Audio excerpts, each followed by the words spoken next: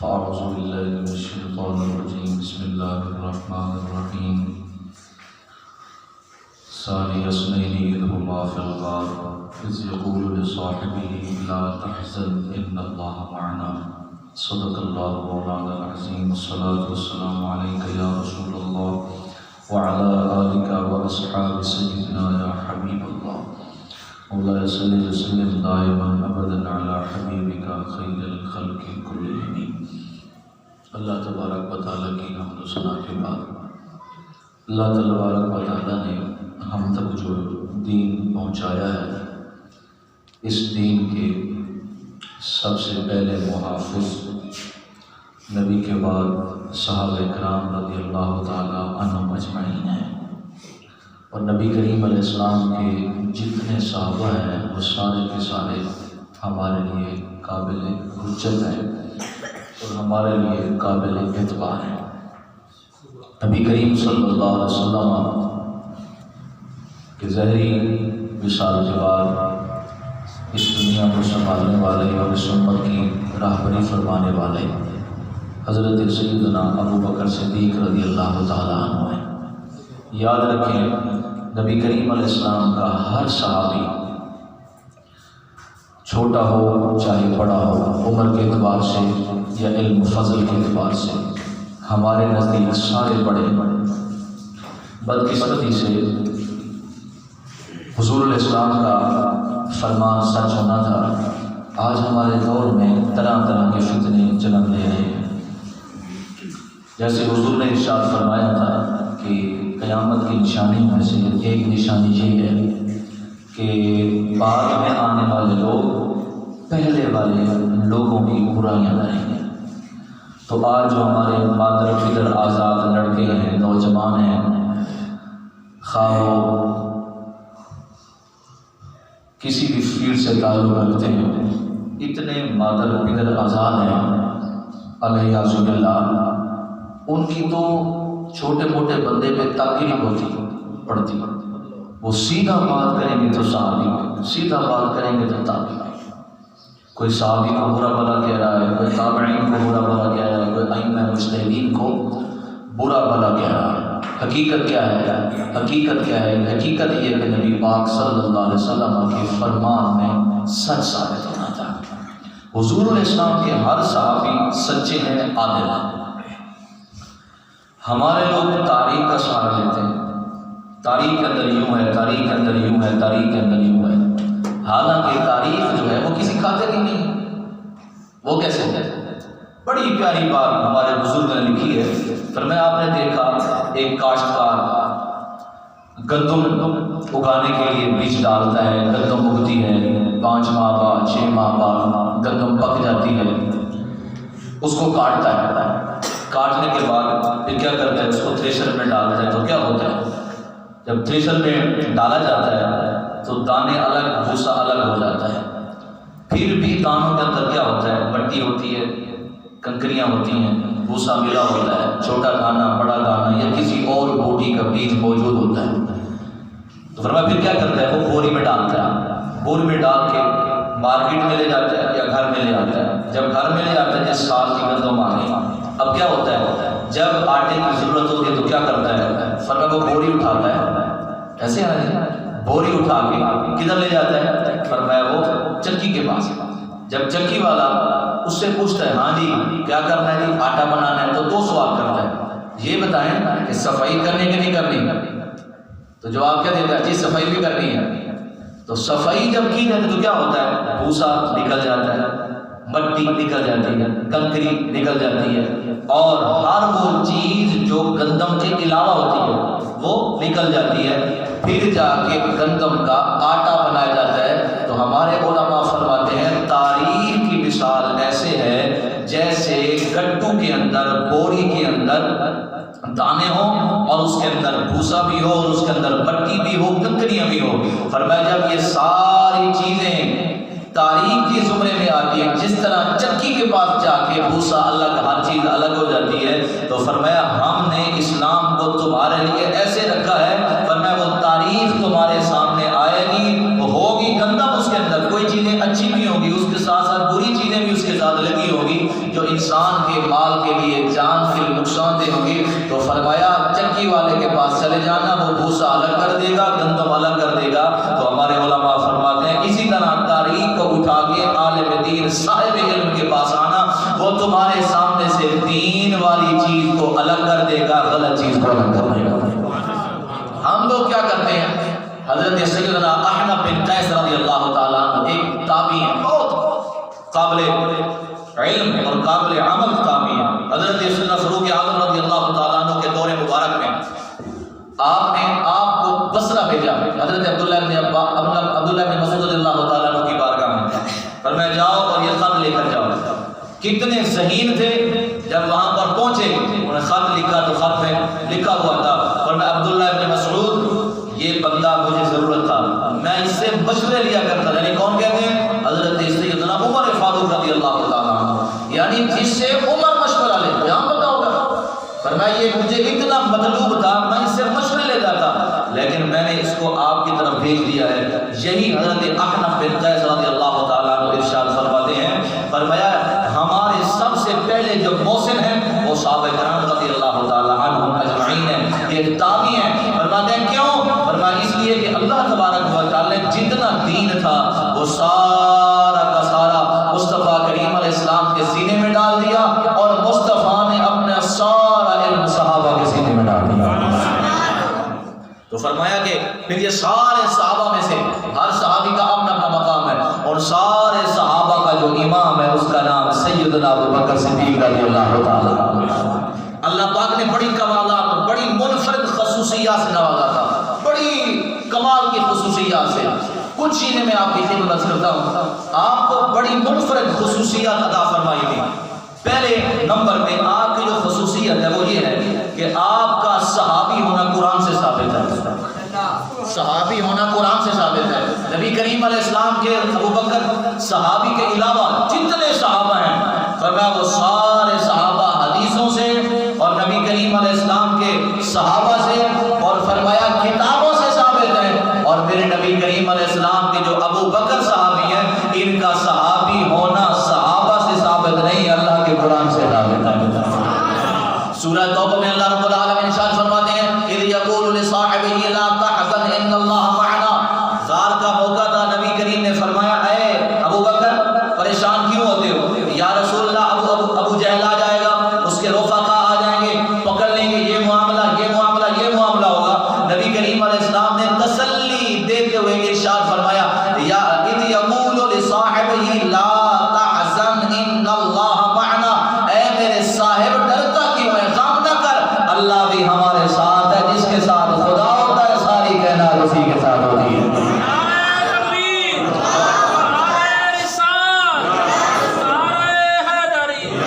نبی کریم علیہ السلام کہ اس صحابی کی صحابت کسے ثابت ہے؟ قرآن سے۔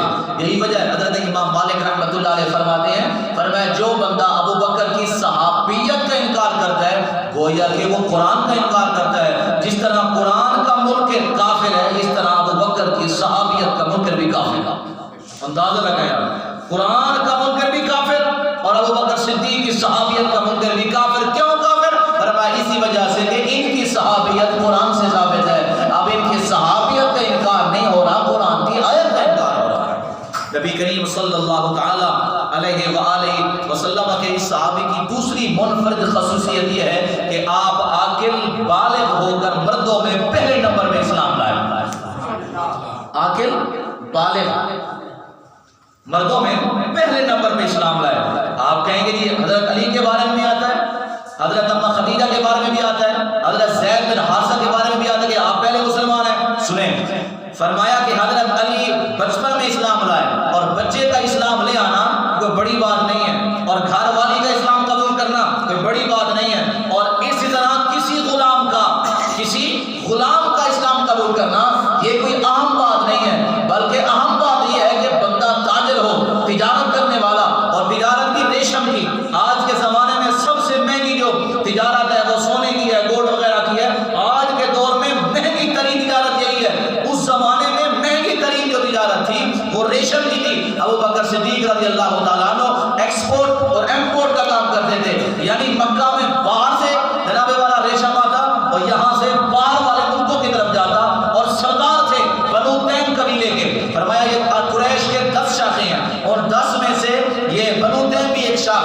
فرمایا کہ 5 سردار تھے اس کے، یہاں قتل کے فیصلے ہوتے تھے۔ ابو بکر صدیق رضی اللہ تعالیٰ عنہ وہ شخصیت ہیں جو ان 5 کے بھی سردار تھے اور قتل کے فیصلے کرنے والے تھے۔ چھوٹا بندہ کسی کو مان لے تو بڑی بات نہیں ہے، وقت کا تاجر ہو اور ذہین ہو اور فطین ہو اور سردار ہو، وہ بھی آ کے مصطفیٰ کے قدموں میں بیٹھ جائے تو پھر ماننا پڑے گا کہ اس کا اپنا کمال نہیں، یہ خدا کی رحمت ہے، مصطفیٰ کی نگاہ کرم۔ نمبر 3، نبی کریم صلی اللہ تعالی علیہ وآلہ وسلم کا اسلام قبول کر لیا۔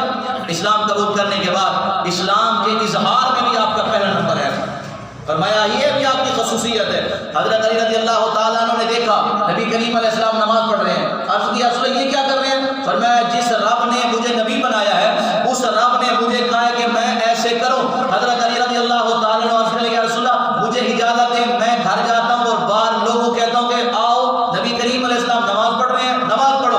نبی کریم صلی اللہ علیہ وآلہ وسلم نے فرمایا علی رک جاؤ۔ عرض کی کیوں؟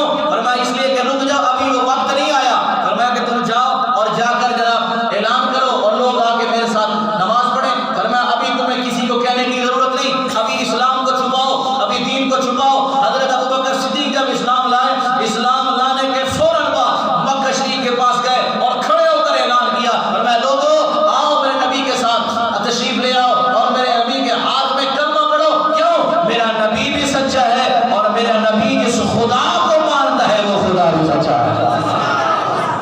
فرمایا یہ بھی آپ کی خصوصیت ہے۔ نبی کریم صلی اللہ علیہ وسلم کے صحابی کی 4 نمبر کی خصوصیت یہ ہے کہ فرمایا کہ کسی بھی صحابی کی 4 پشتیں صحابی نہیں ہیں۔ سبحان اللہ، یہ بڑی اہم بات ہے۔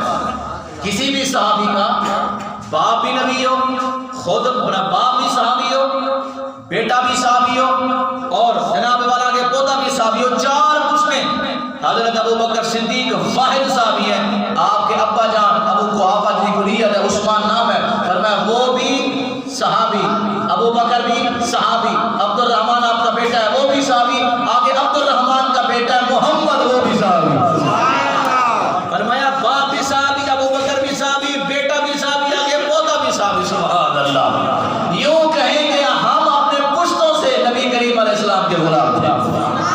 یہ بھی آپ کی خصوصیت ہے اور یہ منفرد خصوصیت ہے، ایسی خصوصیت کسی کو نصیب نہیں ہوئی۔ نبی کریم علیہ السلام نے اس صحابی کے بارے میں ایک جملہ ارشاد فرمایا، یہ بھی صرف پورے صحابہ میں واحد آپ ہے۔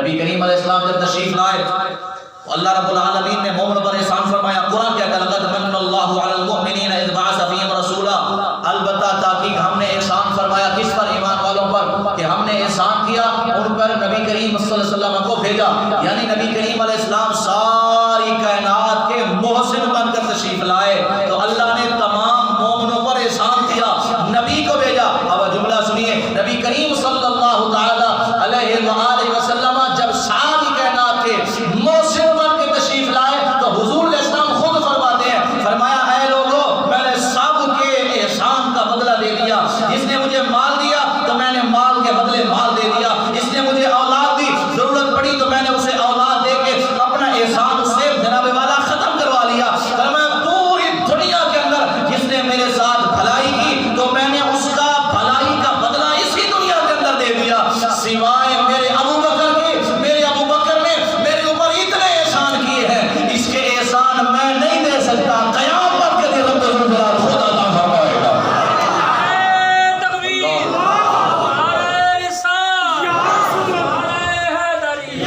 اسے واسطے شعر کہتے ہیں خالق کے گل کا فرمان ہے، مجھ پہ یار غار کا احسان ہے۔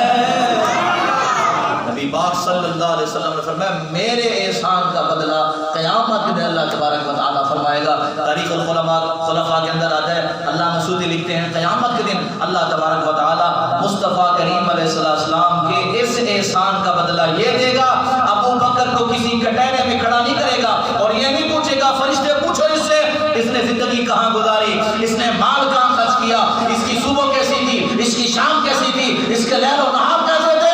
فرمایا قیامت کے دن رب الجلال بغیر حساب کے جنت دے کے فرمائے گا ابو بکر تو نے مصطفیٰ کو راضی کیا تھا، ہم آج اس راضی والے احسان کا بدلہ عطا فرما رہے ہیں۔ کی ایک اور منفرد خصوصیت ہے، وہ یہ ہے کہ آپ خلیفہ بلا فصل ہیں۔ لفظ مشکل میں نے بولا، آپ کو سمجھ نہیں آیا؟ آپ روزانہ سنتے ہیں خلیفۃ بلا فصل، اس کی بات نہیں کر رہا، ابو بکر کی بات کر رہا ہوں۔ آپ خلیفہ بلا فصل ہیں، اور اس پر قرآن بھی شاہد ہے، حدیث بھی شاہد ہے، تاریخ بھی شاہد ہے، اور اجماع امت بھی ہے، خود اپنا عقل بھی ہے۔ سبحان اللہ کہتے ہیں، جو کہتے ہیں حضرت ابو بکر صدیق رضی اللہ تعالیٰ عنہ کا پہلا نمبر نہیں تھا، عجیب منطق ہے، عجیب طریقہ ہے۔ وہ کہتے ہیں نہیں جی، سیاسی طور پہ ابو بکر پہلے خلیفہ ہیں اور روحانی طور پہ علی پہلے خلیفہ تھے۔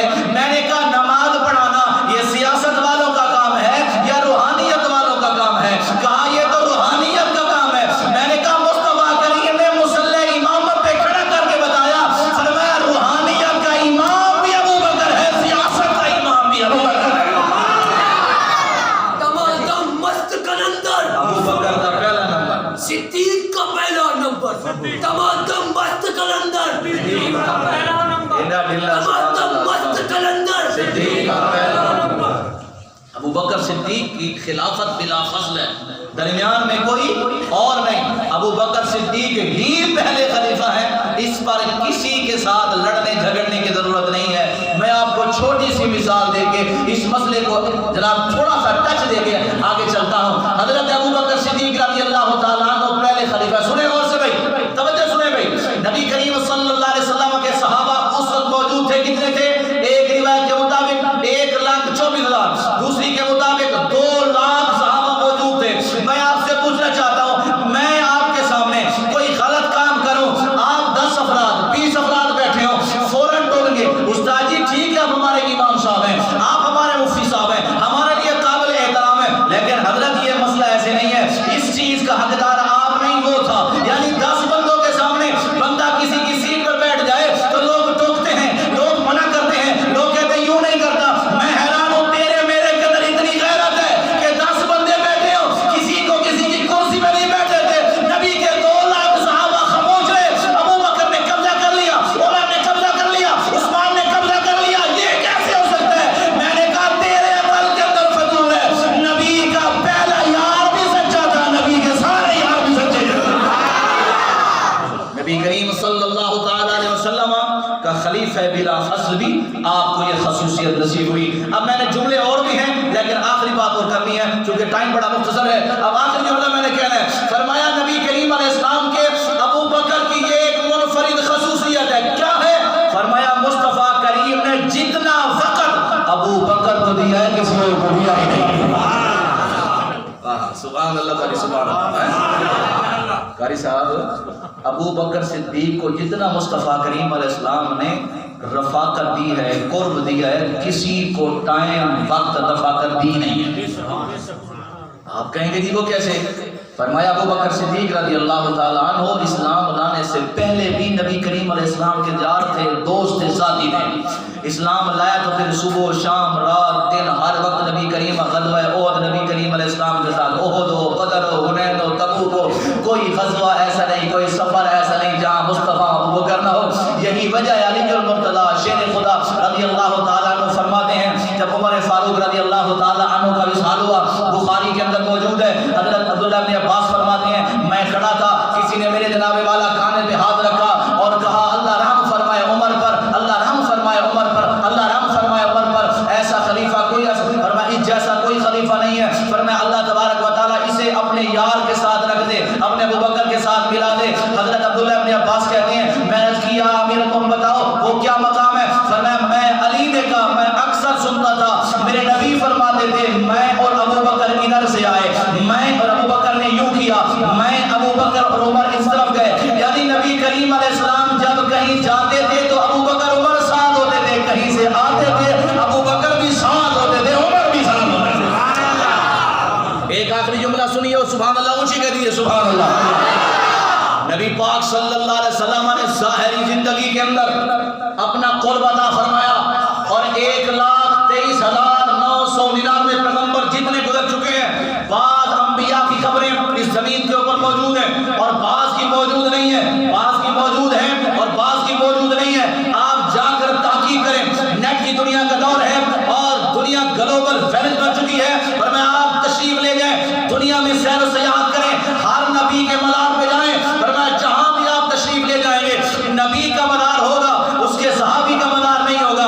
آدم کا مزار موجود ہے تو صحابی کا مزار نہیں، یوسف کی قبر موجود ہے ساتھ کسی اور صحابی کی قبر موجود نہیں، یعقوب کا مزار ہے ساتھ کسی صحابی کی مزار نہیں۔ فرمایا 1,23,999 جن انبیاء میں سے قبریں زندہ ہیں، موجود ہیں دنیا کے اندر، آپ کو ڈنڈے کی چوٹ پہ کہہ رہا ہوں، آپ دنیا کے سیر و سیاحت کر لیں، نبی کی اکیلی مزار ہوگی، اکیلی قبر ہوگی، کسی صحابی کے درمیان میں مزار اور قبر نہیں ہوگی، لیکن واحد نبی مصطفیٰ کریم علیہ السلام ہے۔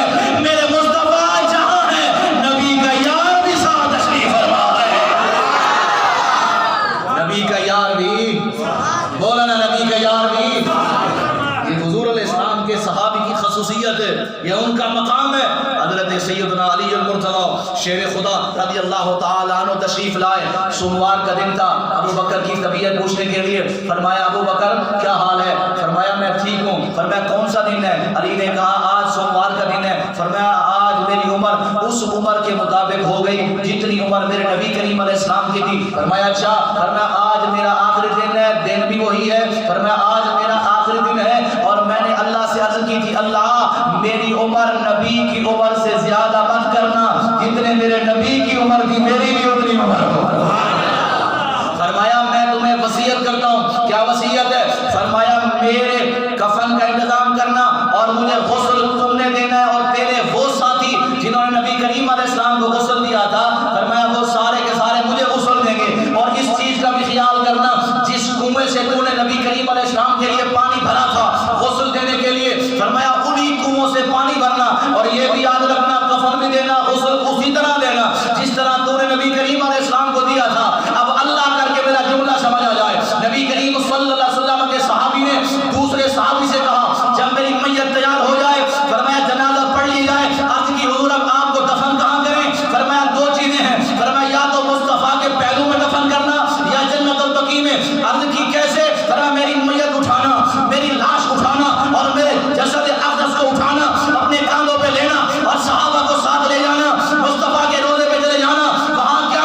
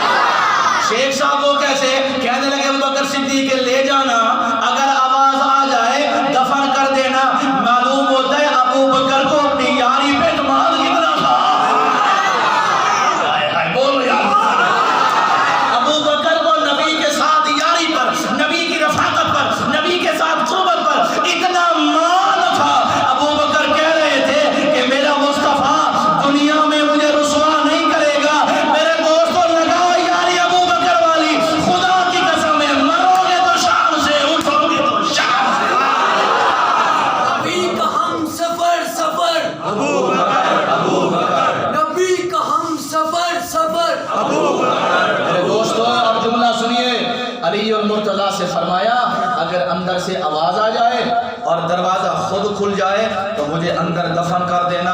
اب میں نے جوش کے ساتھ نہیں، اب میں نے ہوش کے ساتھ جملہ کہنا ہے. خالد بھائی مزہ نہ آوے تے پیسے مڑ واپس لے لینا جی، مزہ آ جائے سبحان اللہ کہنا.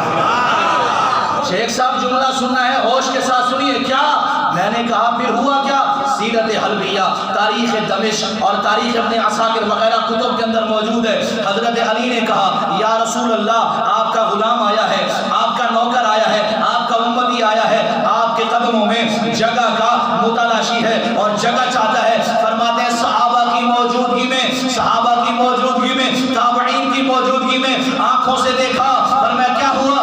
خود بخود تالا کھلا. فرمایا دروازہ کھلا، اندر سے آواز آئی یار کو یار سے ملا دو، یار کو یار سے ملا دو. ادخل الحبیب الی الحبیب، اوصل الحبیب الی الحبیب. یار کو یار سے ملا دو. اللہ کر کے جملہ سمجھ آ جائے. دروازہ کھلا کہ نہیں کھلا؟ کھل گیا. اندر سے آواز آئی کہ نہیں؟ عقیدہ میرا ثابت ہوا کہ نبی نے بلایا، آواز دی، نبی نے جواب دیا، دروازہ خود کھل گیا. نبی کریم علیہ السلام نے بلایا یار کو یار سے ملا دو. آگے حضور نے جملہ کہا، فرمایا یار کو یار سے ملا دو. یار کو کب کا انتظار کر رہا ہے؟ یار ہے تو سا زندہ رہو یار. بار یہ جملہ بولتا بندے کھڑے ہو گئے سبحان اللہ. حاجی صاحب کیا ہوا نہیں؟ فرمایا یار کو یار سے ملا دو. یار تو کب کا انتظار تھا. اب ایک جملہ اور محبت کا سن لیجئے. میں نے کسی تاریخ کی کتاب کے اندر نہیں پڑھا کہ ابو بکر کی قبر کس نے بنائی ہے، ابو بکر کی قبر کس نے کھودی ہے، ابو بکر کی قبر کس نے کھدائی ہے. فرمایا کھدائی والے کا نام نہیں، قبر بنانے والے کا نام نہیں. خدا کی قسم جملہ سنیے، دل پہ جگہ دیجیے. ابو بکر کو حضور نے صرف بلایا نہیں، قبر کا انتظام بھی کروایا ہے. قیامت تک جو رحمتیں مصطفیٰ پر پڑتی رہے گی وہی رحمتیں ابو بکر صدیق پر پڑتی رہیں گی. اللہ جل وعلا